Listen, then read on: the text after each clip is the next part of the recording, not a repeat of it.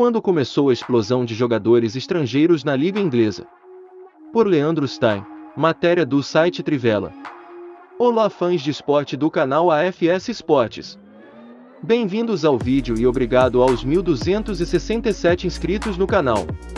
O YouTube não monetizou o canal apesar dos requisitos cumpridos e pessoal, estou deixando o código Pix para quem quiser contribuir apoiando com qualquer ajuda para a manutenção do serviço do canal. Quando a Premier League iniciou uma nova era no futebol inglês, a partir de 1992-93. Os times do país não apareciam exatamente como destino favorito dos craques estrangeiros. E ainda os ingleses limitavam ainda mais isso, impedindo contratações de jogadores que não eram de seleções do país de origem. O Eldorado se vivia na Itália, com a Série A desfrutando seu auge financeiro a partir dos anos 1980, concentrando os destaques das seleções nacionais até mesmo na segunda divisão. A Espanha exercia boa atratividade sobre os talentos latino-americanos e do leste europeu. Da mesma forma como a Alemanha captava bons nomes principalmente da vizinhança. Mesmo campeonatos secundários, como o francês e o português, contavam com estrelas internacionais em suas principais equipes. Já na Inglaterra, dada a importância e a tradição de sua liga, o cenário estava aquém de seu potencial.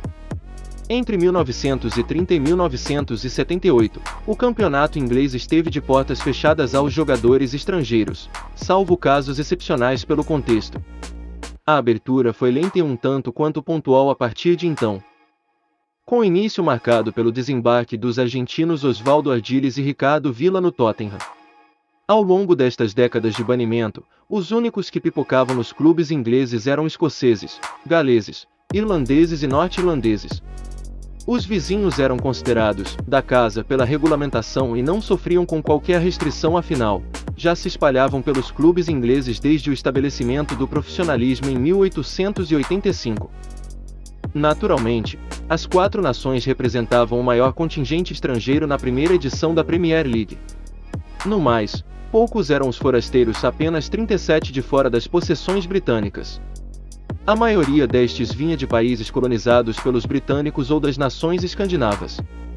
Até 2002, a Premier League determinava que no máximo 3 jogadores de países desvinculados à União Europeia pudessem ser escalados ao mesmo tempo por uma equipe, mas todos passavam longe disso na temporada inaugural. Raros eram os atletas da Europa Ocidental e quase sempre serviam de coadjuvantes. Eric Cantona, Manchester United, único francês, aparecia como uma das exceções. Além disso, não havia nenhum latino-americano e nenhum nascido na costa ocidental da África, embora o mancuniano Efan Ekoku, Norwich, defendesse a seleção nigeriana. Das 25 maiores contratações daquela temporada de 1992-93, só 2 reforços vieram de clubes não britânicos: o inglês Chris Waddle, do Sheffield Wednesday, que estava no Olympique de Marseille, e o dinamarquês John Jensen, Arsenal, destaque na Euro 1992. Antes do advento da Premier League, aliás, havia uma debandada até mesmo entre os principais jogadores locais. O banimento dos clubes ingleses nas competições europeias por 5 temporadas, após o desastre de Eissel, levou alguns destaques locais a buscarem novos rumos ao final da década de 1980. Não à toa, durante a Copa de 1990, o Rangers era a agremiação que mais cedeu jogadores à seleção inglesa. Além disso, as dificuldades financeiras sufocavam as folhas de pagamentos na Inglaterra.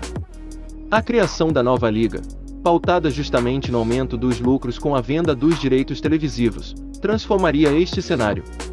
Impulsionou não apenas o poder de barganha, mas também as folhas salariais. Em um ano, os salários médios dos jogadores cresceram 22% e dobrariam até 1996-97. A chegada dos astros estrangeiros. A Premier League logo ganhou competitividade no mercado de transferências. E o impacto dos novos rendimentos foi imediato. Em 1992-93, 17 contratações superaram 1 milhão de libras esterlinas, com novo recorde doméstico de 4 milhões de libras esterlinas na compra de Alan Shearer pelo Blackburn.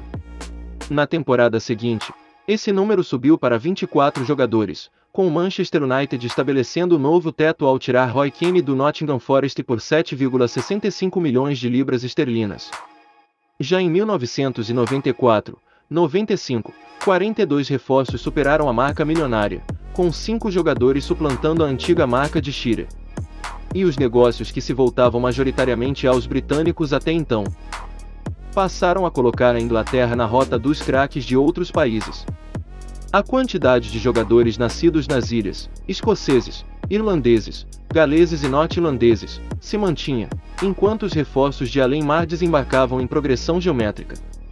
Por mais que sua primeira passagem pelo Tottenham tenha sido rápida e que já carregasse 30 anos nas costas, Jürgen Klinsmann abriu alas a este novo momento, ao lado de jogadores que estiveram na Copa de 1994 como os romenos Georgi Popescu e Ilie Dumitrescu, também Tottenham. O holandês Brian Roy, Nottingham Forest, e o nigeriano Daniel Amokachi, Everton. Era apenas uma prévia do movimento que se intensificou em 1995-96, talvez a temporada mais importante na abertura da Premier League aos estrangeiros. O futebol local se aquecia naquele momento, às vésperas da realização da Eurocopa na Inglaterra. Pela primeira vez a marca de 10 milhões de libras esterlinas em uma contratação seria superada, e já com 2 jogadores. Ao todo, 59 reforços atingiram 1 milhão de libras em suas transações. E alguns dos países que se tornariam os principais fornecedores de pé de obra, a Inglaterra fincaram suas bandeiras. Após ser execrado na França pelo fracasso nas eliminatórias da Copa de 1994, David Ginola, Newcastle, se tornou o primeiro jogador do país a desembarcar no campeonato inglês desde Eric Cantona. A partir de então, o fluxo francês não pararia mais. A consolidação da Premier League fez a roda da fortuna girar cada vez mais veloz. Não era apenas o dinheiro da televisão que jorrava.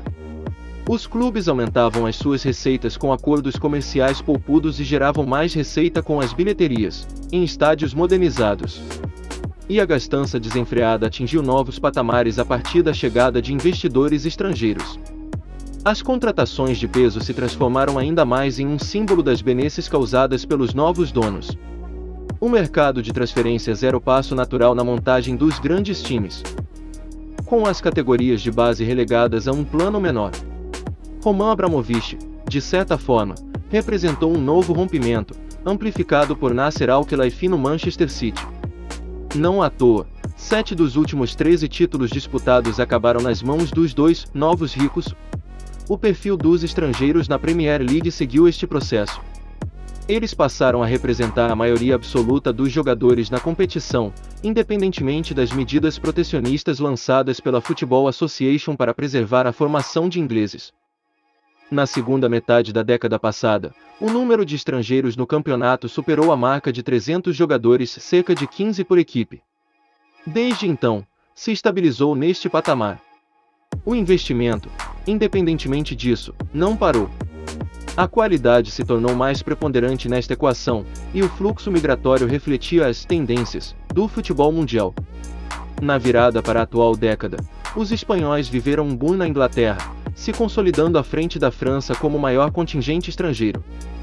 Os novos contratos de TV permitiram aos clubes da Premier League comprarem em atacado atletas vindos de clubes secundários da Espanha, enquanto o abismo para Real Madrid e Barcelona aumentava em seu próprio esquema doméstico de divisão de direitos televisivos. Além disso, o período glorioso da Espanha influenciou o momento. Brasil e Argentina também se tornaram mercados bem mais acionados, ainda que sem o mesmo número de jogadores latinos visto em países como Espanha ou Itália, até pelas determinações sobre a admissão de jogadores extracomunitários, mais restritivas. Quem ganhou o status de celeiro da Inglaterra foi a Bélgica, com sua nova geração de talentos, deixando o país em pé de igualdade a uma relação estabelecida nas décadas anteriores com a Holanda. Na atual temporada, as duas nações do Benelux já possuem mais jogadores na Premier League que Irlanda ou qualquer outro dos britânicos. Em 2022, os estrangeiros representam 65,6%, mais de 2/3 dos jogadores inscritos na Premier League. São 332 atletas nascidos em outros países, contra 174 ingleses. A bola de neve da Premier League cresce. O dinheiro da TV chega a níveis exorbitantes. Inflaciona o mercado, mas não impede os clubes ingleses de dominarem as contratações na Europa. De uma maneira geral, qual o limite para tal cenário? Difícil dizer, quando muitos apostam que a bolha estourará em breve. Ainda há a questão do Brexit, que coloca em xeque algumas premissas vigentes na liga ao longo dos últimos 30 anos. Haja visto que os jogadores de outros países europeus precisam de novo visto de trabalho na Inglaterra desde 2021, voltando à exigência de jogador que atue em seleção do seu país. Por mais que o futuro quanto a isso seja bastante incerto. Caso o apocalipse prenunciado não passe de alarmismo à toa, a Inglaterra tende a se manter como destino natural das estrelas internacionais por bons anos. E, com isso, o mapa da Premier League se expande. Nestes 30 anos, jogadores de 112 nações diferentes entraram em campos ingleses pela Premier League. Novos territórios deverão ser descobertos gradativamente. E se você chegou até aqui, não deixaremos de citar Mirandinha, que foi o pioneiro primeiro jogador brasileiro a jogar no futebol inglês antes da Premier League. Muito obrigado a todos por assistir, inscreva-se, deixe seu like e compartilhe e até o próximo vídeo.